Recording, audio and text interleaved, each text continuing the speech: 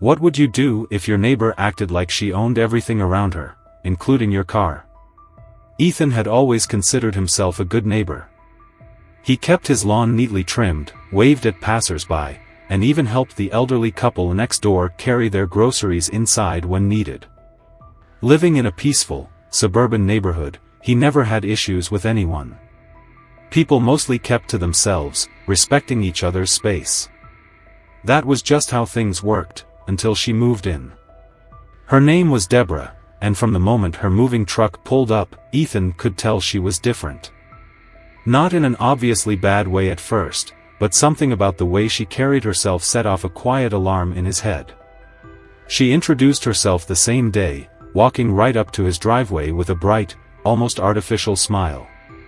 She was overly polite, the kind of person who complimented you just a little too much, her tone laced with something that felt more like a test than a greeting.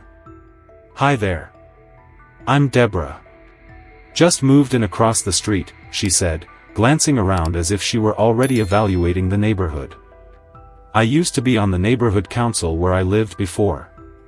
I just love keeping things in order, you know." Ethan nodded, offering a polite smile. He had no problem with friendly neighbors, but there was something about the way she spoke that made his skin itch. She wasn't just introducing herself, she was setting expectations. The requests started soon after. At first, they were harmless. She needed to borrow a power drill because hers was somewhere in a box. She asked if he could keep an eye on her house while she went out of town for the weekend. She even asked to use his Wi-Fi for a few days while her internet was being installed. Ethan, not wanting to seem rude, agreed to the small favors. But something felt off. She never thanked him. Not once. She acted as though his help was automatic, something she was entitled to. And when he noticed her watching him from her front porch on multiple occasions, arms crossed, eyes locked onto his driveway, he started to wonder if these small requests were only the beginning. And he was right. Ethan didn't think much about Deborah's behavior at first. Sure, she was entitled and a little overbearing, but as long as he kept his distance, there wouldn't be any real problems, or so he thought. That assumption shattered one Friday afternoon as he was unloading groceries from his Ford Expedition, the SUV he had worked hard to afford. It was more than just a vehicle to him.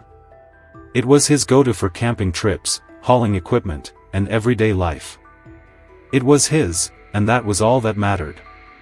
He had just shut the trunk when he heard Deborah's voice behind him. "Hey, Ethan." He turned to see her striding across the street, a forced, too-wide smile plastered across her face. But it wasn't the fake friendliness that caught his attention, it was the way her eyes locked onto his SUV like a predator sizing up prey. "I need to borrow your SUV this weekend." Ethan blinked, certain he had misheard. "What?"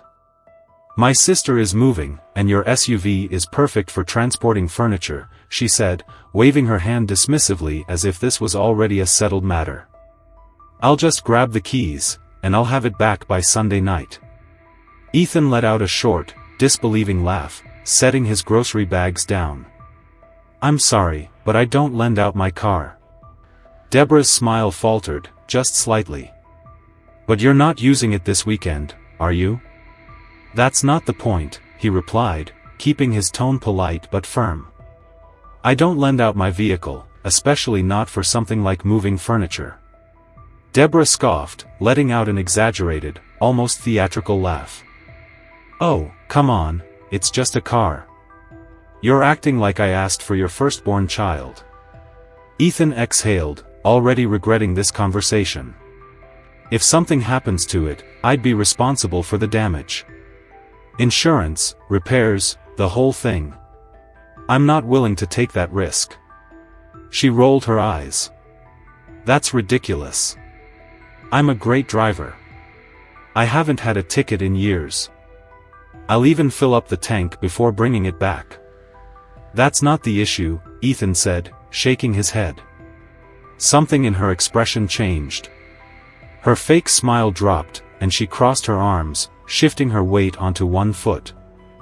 The warmth in her voice evaporated, leaving behind something colder, more calculated. "So, what?" she said, her tone sharp. "You just let it sit there and collect dust? What's the point of having a big car if you're not going to let people use it?" Ethan stared at her, dumbfounded by the sheer entitlement in her words. Was she serious? "The point is," he said slowly, "it's my car. And I don't owe it to anyone." Deborah's mouth opened, then shut. It was as if she couldn't process the fact that he was refusing her. Then, finally, she huffed, flipping her hair over her shoulder. "Fine," she snapped. "I just thought you were a decent neighbor who actually helps people." And with that, she turned sharply and stormed back into her house. Ethan exhaled, shaking his head. He had no idea how someone could be so entitled that they believed they had a right to someone else's property. He hoped that was the end of it. But deep down, he had a sinking feeling that Deborah wasn't done yet. The next morning, his suspicion was confirmed. Loud, furious knocking pounded at his front door, jarring him awake. He groaned, rubbing his temples as he made his way to answer it, already having a good idea who it would be. As soon as he opened the door, Deborah shoved her way forward, arms crossed, her face twisted with outrage. "You are unbelievable," she snapped. Ethan rubbed his face, still groggy. "What are you talking about now, Deborah?" She threw up her hands dramatically. "I told my sister I'd have a truck for her this weekend. Now I look like a liar." Ethan took a deep breath, already exhausted by this conversation. "Deborah, I already told you no. That's final."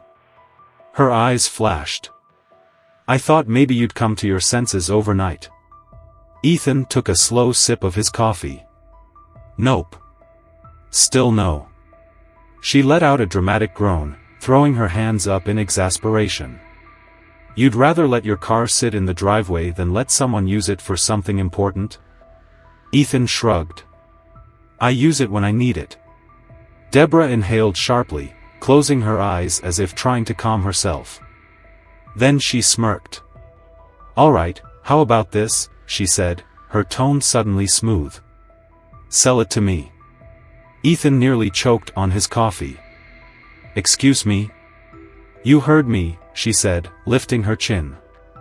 "I'll buy it." "Name your price." Ethan let out a short, incredulous laugh. "Deborah, my car is not for sale." Her expression darkened. "Oh, come on. Everything has a price." Ethan's face remained unreadable. "Not my car." For a long moment, Deborah just stared at him.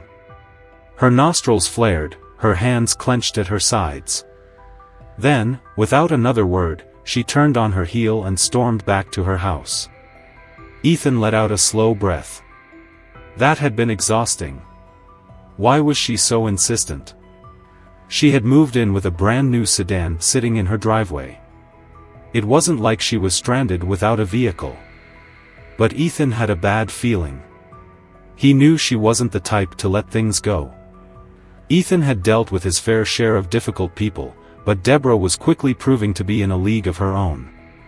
The way she had demanded his SUV, acted like it was her right to take it, and then tried to buy it outright had been unbelievable. He had hoped that was the end of it, that she would sulk for a few days and then move on. But he was wrong. The next morning, Ethan was in the middle of making coffee when he noticed something odd. A police car was slowly pulling up to his driveway. His stomach tightened. He hadn't done anything wrong, so why were the cops here? He set his mug down and stepped outside as an officer approached. "Morning, sir," the officer said.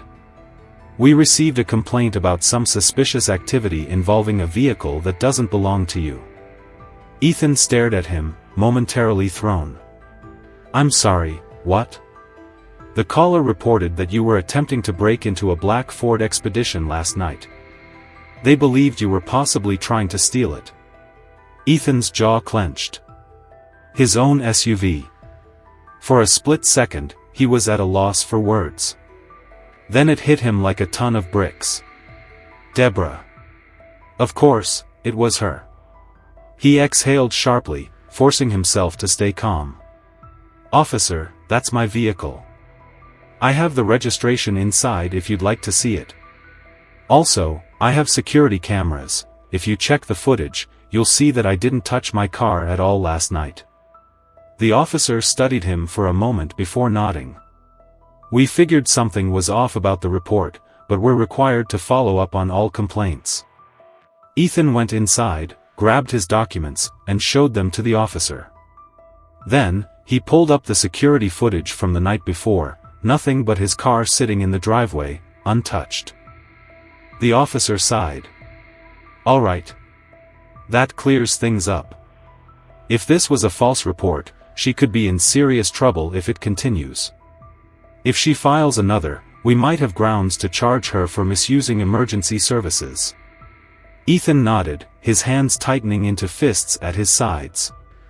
He thanked the officer and watched as the patrol car drove away. She had tried to get him in trouble with the law. And it still wasn't over. That afternoon, when he stepped outside to grab his mail, he noticed a large envelope taped to his front door. At first, he thought it was some kind of neighborhood newsletter, until he read the bold red letters at the top. Community Violation Notice. Your vehicle has been reported for being a community obstruction. Per neighborhood compliance regulations, a $500 fine has been issued. Failure to comply will result in further action. Ethan felt his pulse tick up. What in the hell was this? At the bottom, a signature stood out, Deborah R., Neighborhood Compliance Representative. Ethan let out a sharp laugh. There was no HOA in the neighborhood. No compliance representative. This was completely fabricated. She had printed a fake fine in an attempt to scare him into either moving or getting rid of his SUV. Ethan immediately took photos of the letter and sent an email to City Hall. Within hours, he received a response from an official. No such neighborhood rule exists. Filing fraudulent notices is illegal. They attached a formal warning that he could print out and deliver to whoever had issued the fine, though Ethan had a better idea. The next morning, he waited until Deborah stepped outside to retrieve her own mail. He casually walked across the street, holding up her own fabricated notice. "Hey, Deborah," he called, keeping his voice light, though there was an undeniable sharpness beneath it. She turned, feigning innocence. "Oh, Ethan. What's up?" He waved the letter. "I sent this to City Hall. Turns out they don't know anything about a neighborhood compliance representative." For the first time, Deborah's fake smile faltered. "They also let me know that issuing fraudulent notices is illegal." Her jaw tightened just slightly before she let out a forced laugh. "Oh, that? That was just a friendly warning. You know, trying to keep things orderly. Some of the neighbors were complaining." Ethan narrowed his eyes. "Who, exactly?" Deborah hesitated, then quickly waved her hand. "It doesn't matter. If you're going to be difficult, I was just trying to help." Ethan nodded slowly. "Good to know. Because if you pull anything like this again, I'll be sending another email, this time asking about legal consequences." Her expression flickered with something dark before she scoffed. "You're really being dramatic over nothing." Ethan didn't bother responding. He turned and walked away, feeling her eyes burning into his back the entire time. He had put her in her place. Or at least, he thought he had. But he should have known better. Because Deborah wasn't done yet. Ethan had dealt with his fair share of irritating people, but Deborah was something else entirely. Most entitled neighbors backed off when confronted with firm boundaries. Not her. She had already tried to get the police involved and had faked an HOA violation to fine him. Ethan had hoped that after he called her out for fabricating authority, she would finally give up. But if there was one thing he was learning, it was that Deborah wasn't just persistent, she was vindictive. That fact became painfully clear the morning his SUV disappeared. Ethan stepped outside, coffee in hand, intending to drive to the hardware store. The sight of his empty driveway made him freeze mid-step. His stomach dropped. He blinked, then looked up and down the street, expecting to see his Ford Expedition parked somewhere nearby. But it was gone. His heart pounded as he rushed back inside, grabbed his phone, and pulled up the footage from his security cameras. What he saw made his blood boil.